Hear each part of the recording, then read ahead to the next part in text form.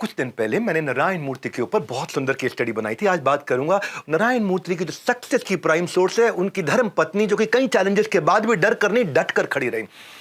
उन्होंने अपने समय पर शिकायत करने का समय आया, लेकिन लोगों को सपोर्ट किया। इस बात को फिर से सही ठहराया कि एक सफल आदमी के पीछे एक ऐसी धर्म पत्नी, एक ऐसी औरत का हाथ होता है जो कि सिंपल येट बोल्ड है, सक्सेसफुल येट हम्बल है। वन ऑफ द फर्स्ट, पहली दफा एक फीमेल इंजीनियर बनी, राइटर, फिलैंथ्रोपिस्ट भी पहली दफा बनी, पद्मश्री, पद्म भूषण। मैं प्रणाम करता हूं सिंप्लिसिटी की मूर्ति श्रीमती सुधा मूर्ति। कहानी आपको हिला डालेंगी, एक के बाद एक देने वाला हूं स्ट्रैटेजीज आपको, जिससे आपको लाइफ में प्रगति करने का अवसर मिलेगा। एक बार एक रेस्टोरेंट में गई और वहां उन्होंने ऑर्डर किया, साउथ इंडियन खाने का मन करता है, रसम ऑर्डर कर दिया।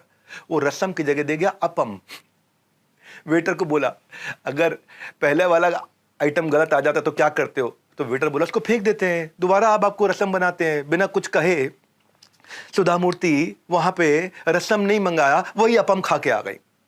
बेशक अपने वाला टेस्ट ना हो, लेकिन खाना कभी वेस्ट ना हो।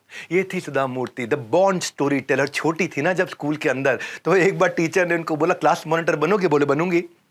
और जब टीचर क्लास में घुसी तो बच्चे हंगामा पे हंगामा किए, ये चौक फेंके, वो मजे ले। वहां पे टीचर आई, बच्चे शोर कर रहे, सुधा मूर्ति को डांट पड़ गई। अगले दिन टीचर ने बोला, दूसरा मॉनिटर बनाएंगे, तुमको नहीं बनाएंगे।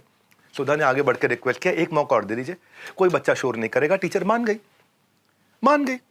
अब टीचर ने कहा, एक मौका कोई मांगे तो मान लेना चाहिए। हाँ, वैसे तो 7 मौके तक मांग लेने चाहिए, पर एक मौका तो मानना चाहिए।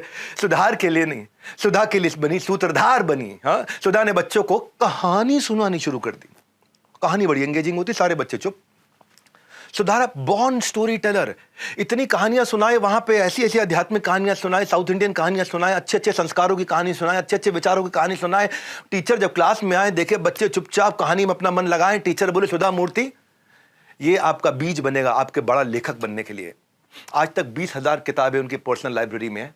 60,000 लाइब्रेरी पूरे देश में इन्फोसिस फाउंडेशन से बना चुकी हैं। 1.5 करोड़ किताबें आज तक दान दे चुकी हैं। खुद से 150 किताबें लिख चुकी हैं इंग्लिश और कन्नड़ के अंदर। बेस्ट क्या बोलते हैं, बेस्ट ऑथर्ड बुक्स जो होती हैं, जिसको हम लोग कहते हैं बेस्ट सेलर चिल्ड्रन बुक। हाँ, ये सुधा मूर्ति 3 बेडरूम के मकान में रहती है, लेकिन जब इनसे को पूछे कितने बेडरूम है तो बोलती 2, क्योंकि तीसरा वाला इन्होंने अपना किताबों का लाइब्रेरी बनाया हुआ है।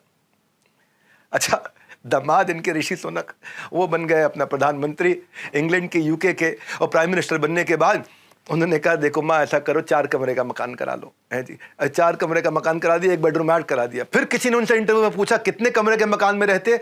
वो 2 कमरे के।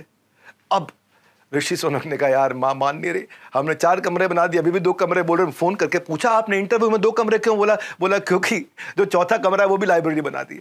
एक तुम्हारे ससुर जी की और एक तुम्हारी सास की, हम दोनों को एक एक लाइब्रेरी पसंद है, अपने अपने एक एक कमरे पसंद है, अपनी जीवन वैसे ही चलता है। हाँ, ये ऐसी है, if you can't find a way, she will create one.